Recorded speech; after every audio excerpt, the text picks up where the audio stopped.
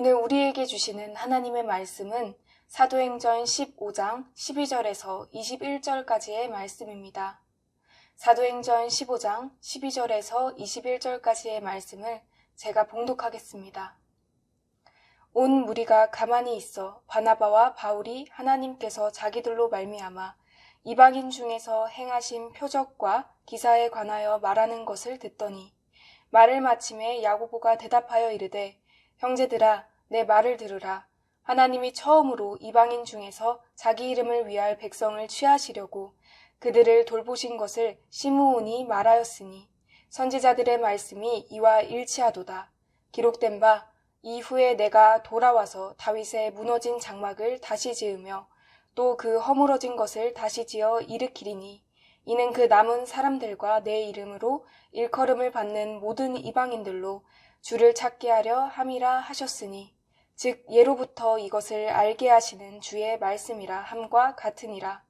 그러므로 내 의견에는 이방인 중에서 하나님께로 돌아오는 자들을 괴롭게 하지 말고 다만 우상의 더러운 것과 음행과 목매어 죽인 것과 피를 멀리하라고 편지하는 것이 옳으니 이는 예로부터 각 성에서 모세를 전하는 자가 있어 안식일마다 회당에서 그 글을 읽음이라 하더라. 아멘. 우리 함께 선포하시겠습니다. 믿음대로 됩니다. 말하는 대로 됩니다. 기도하는 대로 됩니다. 요즘 일련의 사태를 볼 때 교회의 진정한 믿음이 없음을 보게 됩니다. 더욱 우리를 슬프게 하는 것은 교회 안에서 믿음 좋은 사람을 찾기가 그리 쉽지 않다는 것입니다. 전부 다 교회 안에서 부자, 지성인, 출세한 이들은 많아졌는데 어찌된 일인지 큰 믿음의 사람은 적어진 듯 싶습니다. 그래서 주님은 일찍이 이렇게 물으신 적이 있습니다. 내가 올 때 믿는 자를 보겠느냐? 사랑하는 성교회 성도님, 믿음이 있습니까? 하나님은 오늘도 믿음의 사람을 찾고 계십니다. 큰 믿음의 사람, 생명력 있는 믿음의 사람을 부르십니다. 이 믿음은 구원에 이르는 능력입니다. 주님은 구원을 요청하는 이들에게 늘 이렇게 말씀하십니다.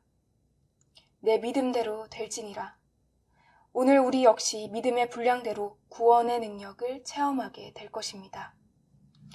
오늘 본문의 12절을 함께 봉독하시겠습니다. 온 무리가 가만히 있어 바나바와 바울이 하나님께서 자기들로 말미암아 이방인 중에서 행하신 표적과 기사에 관하여 말하는 것을 듣더니 바나바와 바울은 선교 현장에서 믿음의 구원 없는 진리를 확인하였습니다. 바울의 말의 핵심은 이방인들이 율법의 행위가 아니고 오직 믿음을 들음으로 구원받았다는 내용입니다. 무리들은 바울과 바나바의 진리의 말씀에 압도되어 사도들을 통해서 이방인 가운데 일어난 각종 표적과 기사와 이방인들이 성령받은 것에 대한 보고를 조용히 경청할 수밖에 없었습니다. 온 무리는 바나바와 바울이 오기 전에 이방인들이 구원을 받으려면 율법의 모든 규례를 지켜야 한다고 가르쳤습니다. 그리고 그렇게 생각하고 있었습니다. 하지만 진리의 말씀이 전해지자 그 말씀은 능력이 있어 온 무리들을 가만히 경청하게 만들었습니다. 진리의 말씀은 능력이 있습니다. 구원의 역사는 지금도 이루어지고 있습니다. 하나님께서는 주도적인 사역을 하심으로 역사하고 계십니다. 복음이 전해지지 않아서 답답하십니까? 아무리 말해도 저 사람은 변할 것 같지 않아서 답답하십니까? 걱정하지 마십시오. 그것은 하나님의 뜻이 분명하다면 주님이 온 무리를 집중시켜 주실 것입니다. 우리는 오직 하나님의 뜻이 무엇인지 그것에만 집중하고 있으면 됩니다.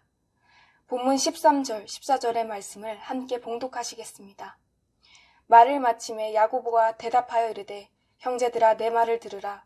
하나님이 처음으로 이방인 중에서 자기 이름을 위할 백성을 취하시려고 그들을 돌보신 것을 시므온이 말하였으니 14절에서 이방인 중에서 자기 이름을 위할 백성을 취하시려고는 신명기 14장 2절 말씀에 일부 유사점이 있습니다. 신명기에서 하나님은 지상 만민 중에서 너를 택하여 라고 말씀하십니다. 신명기는 하나님의 이스라엘을 다른 민족과 구별하여 특별한 민족으로 선택하셨다는 점을 언급합니다. 이방인의 구원은 하나님의 초청이며 사도를 통하여 이방인을 구원하셨습니다. 이방인을 찾아 속죄의 은총을 주신 이유는 무엇일까요? 자기 이름, 즉 하나님의 이름을 영화롭게 하시기 위해서였습니다. 그런 하나님께서는 당신을 택하셨습니다. 성은교회 성도님들을 택하셨습니다. 우리를 택하신 분은 누구입니까? 예수. 그는 만백성을 구원하러 오신 바로 나의 주 하나님이십니다. 우리의 삶이 주님께 택하여진 삶임을 믿습니까? 그 앞에서 나의 문제가 모든 것이 해결될 수 있다는 믿음이 있습니까?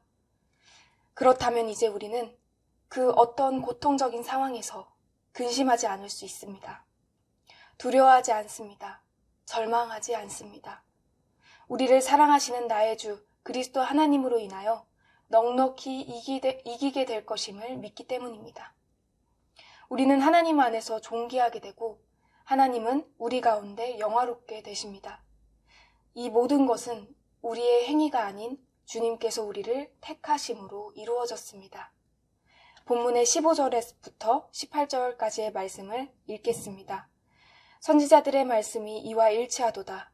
기록된 바 이후에 내가 돌아와서 다윗의 무너진 장막을 다시 지으며 또 그 허물어진 것을 다시 지어 일으키리니 이는 그 남은 사람들과 내 이름으로 일컬음을 받는 모든 이방인들로 주를 찾게 하려 함이라 하셨으니 즉 예로부터 이것을 알게 하시는 주의 말씀이라 함과 같으니라. 사도행전 전체 문맥에서 하나님은 퇴락한 다윗의 왕조와 이와 관련된 모든 것을 회복하려는 것을 나타냅니다. 여기에는 남은 인류, 즉 하나님의 이름이 불리는 나라들로 하여금 하나님을 찾게 하려는 목적이 있습니다. 16절에 이후에는 예언서의 일반적인 문구인데 여기에서 이 문구는 아모스서 앞부분에 묘사된 심판을 가리킵니다. 즉 장막을 다시 지으며 허물어진 것을 다시 지어 일으키리니는 심판 후에 회복시킬 하나님의 선하신 계획을 의미합니다. 18절의 인용의 끝부분에서 야고보는 예로부터를 덧붙이는데 이것은 하나님이 행하신 것이 그의 예정된 목적에 따른 것임을 의미합니다. 이 본문의 말씀은 구약의 예언 성취입니다. 야고보는 이 예언 성취가 예수님이요. 이제부터는 그리스도의 교회를 다윗의 장막으로 부르며 교회는 낮아지고 황폐해질 때도 있겠으나 반드시 다시 세워지고 파괴된 듯 싶으나 다시 재건될 것을 뜻합니다. 예수 그리스도가 교회를 세우시고 머리가 되셔서 우리의 구세주가 되십니다. 이러한 은혜에 의하여 우리 교회도 세워진 것이고 지금 우리가 예수 그리스도를 구세주로 믿음을 고백하여 예배를 드리고 있는 것입니다. 이것은 태초부터 하나님께서 정하신 것이자 여러 세대를 거쳐 예언자를 통해서 예언된 말씀입니다. 오늘날 우리에게 성령의 역사로 이것을 알게 하십니다. 종교개혁자 존 낙스의 무덤에는 이런 묘비명이 쓰여져 있다고 합니다. 하나님을 두려워할 뿐 결코 인간의 얼굴을 두려워하지 않았던 자가 여기 잠들다. 어떤 말로든 행위로든 나를 두렵게 떨도록 해봐라. 이 세상의 어떤 것으로도 두렵게 할 수 없다.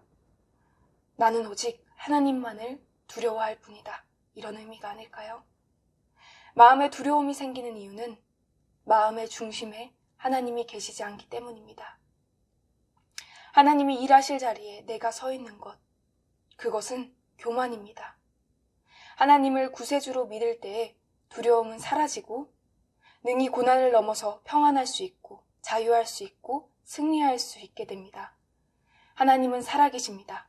분명 살아계십니다. 성도가 성도답게 살고 교회다운 교회를 이룰 때 하나님은 분명 우리를 사용하시고 우리를 통하여 태초부터 계획하신 선하신 역사를 이루어 가실 것입니다.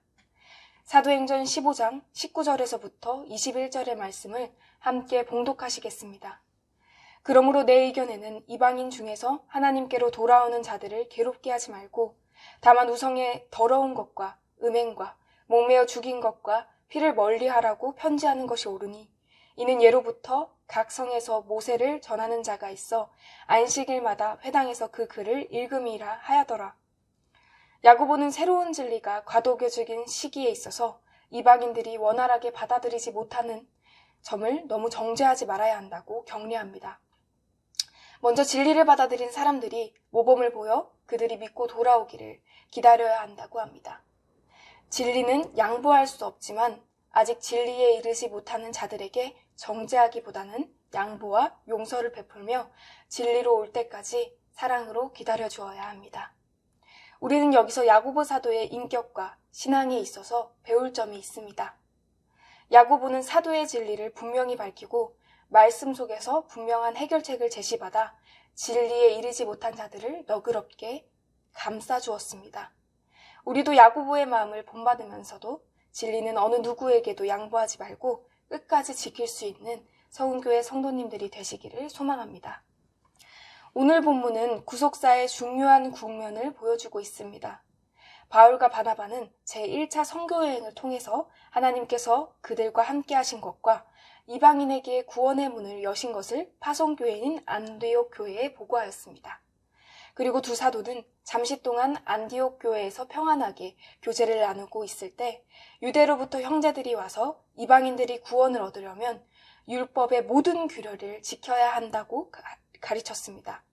이로 인하여 초대교회 지도자들은 이방인들의 구원 문제를 놓고 회의를 소집하여 구원의 교리를 바로 세우게 된 말씀이 오늘의 본문입니다.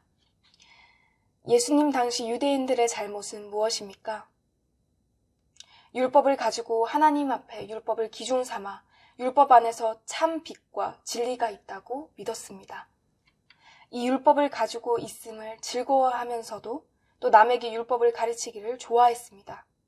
그러나 그들은 그 누구도 율법을 온전히 지킬 수 없다는 것을 깨닫지 못하였습니다. 죄인임을 깨닫고 속죄의 은총을 십자가를 바라보고 십자가 후에는 믿어야 합니다.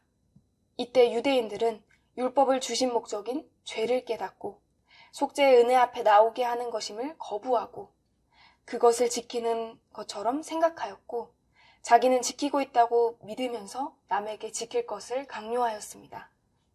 나의 삶에 무거운 짐을 지고 있고 구원의 감격이 없습니까? 그것은 유대인처럼 율법의 행위로 구원 얻는다고 생각하는 것입니다. 예수 그리스도의 구원은 하나님의 은혜로 얻는 것이요 우리의 행위는 감사일 뿐입니다. 우리의 인생에는 끊임없이 파도들이 밀려옵니다. 그 파도는 누구도 피해갈 수 없습니다. 파도가 왔을 때 온몸에 힘을 쥐고 빠져나오려 허우적거린다면 지쳐서 가라앉는 것은 시간 문제일 것입니다. 그리스도인들이 거친 파도 속에서 해야 할 일은 파도 위에 힘을 빼고 주님의 은혜의 물결에 몸을 맡기는 것입니다. 행위로 구원을 얻는다는 교만은 버립시다. 교회의 모든 문제는 교만과 편협한 사고에서 나옵니다. 늘 말씀에 자기를 붙여 보며 말씀 안에서 문제를 해결하려고 하면 반드시 길이 있습니다. 우리의 구원은 그리스도의 은혜에 기초하며 십자가의 대속의 사건을 믿음으로만 가능합니다. 예수 그리스도의 대속 외에 우리의 구원에 그 무엇도 첨가할 수 없고 첨가해서는 안 됩니다. 이 사실을 믿고 주님 주신 평안을 누립시다. 정신없이 살아가면서 지금 가쁜 숨을 몰아쉬고 헉헉거리고 있습니까? 성도님의 인생에, 사업에, 가정에 주님 주신 평안은 잊어버리고 고통받고 있지 않습니까? 이제 주님 주신 구원의 은혜와 사랑을 누릅시다. 한 어부가 있었습니다. 그는 그리스도인이었습니다. 불행하게도 그의 할아버지 그리고 아버지가 바다에서 고기잡이를 하다가 풍랑에 휩싸여 연달아 세상을 떠났습니다. 젊은이는 장례식을 마치고 비장하게 다시 고기잡이를 하러 바다로 나갔습니다. 그러자 친구들이 강력하게 말렸습니다. 젊은이는 조용히 한 친구에게 질문하였습니다. 너희 할아버지는 어디서 돌아가셨니? 침대에서 돌아가셨지. 그렇다면 너희 아버지는 어디서 돌아가셨니? 그 또한 침대에서 돌아가셨지? 그러자 그 젊은이가 다시 대답합니다. 그러면 너는 침대가 무섭다고 다시는 침대에서 자지 않니? 우리 그리스도인들은 운명을 믿지 않아. 그러므로 나는 다시 내 사명지인 바다로 갈 거야. 그곳에서 사랑을 노래하다가 언젠가는 나도 바다에서 죽게 되겠지. 이것이 바로 그리스도인의 삶의 자세입니다. 십자가로 인하여 평안의 유지, 아름다운 인간관계, 사명의 성취를 마지막까지 이룰 수 있는 것입니다. 이 삶의 끝이 아님을 알기에 늘 평안할 수 있고 계속 사랑할 수 있게 되고 죽도록 사명을 감당할 수 있게 됩니다. 비로소 어떠한 환난 속에서도 죽음의 자리에서도 결코 무너지지 않는 영원한 승리의 삶을 살게 되는 것입니다. 예수님께서는 말씀하셨습니다. 너희로 내 안에서 평안을 누리게 하려 함이라.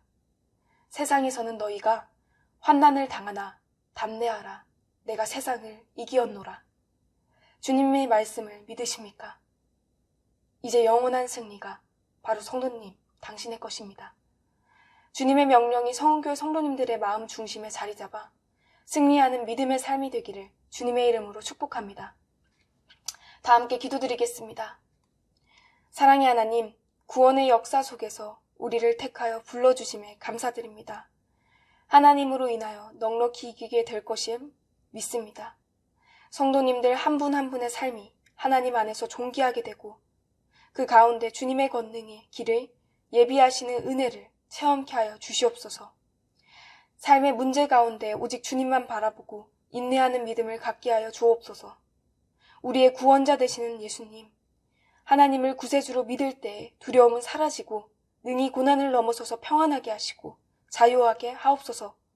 성도가 성도답게 살고 교회가 교회답게 이루어 태초부터 계획하신 선하신 역사를 성교회를 통하여 이루어 가옵소서.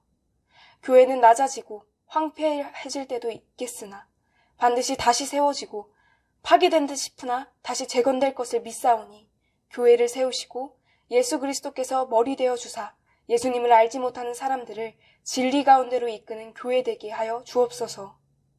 우리가 겪는 시험이 어렵고 힘겨워도 내 주님보다 크지 않음을 알기에 우리 앞에 바다가 갈라지지 않으면 주가 우리의 삶을 바다 위로 걷게 하심을 믿사옵고 우리의 구원이 되시는 예수 그리스도의 이름으로 기도드립니다. 아멘.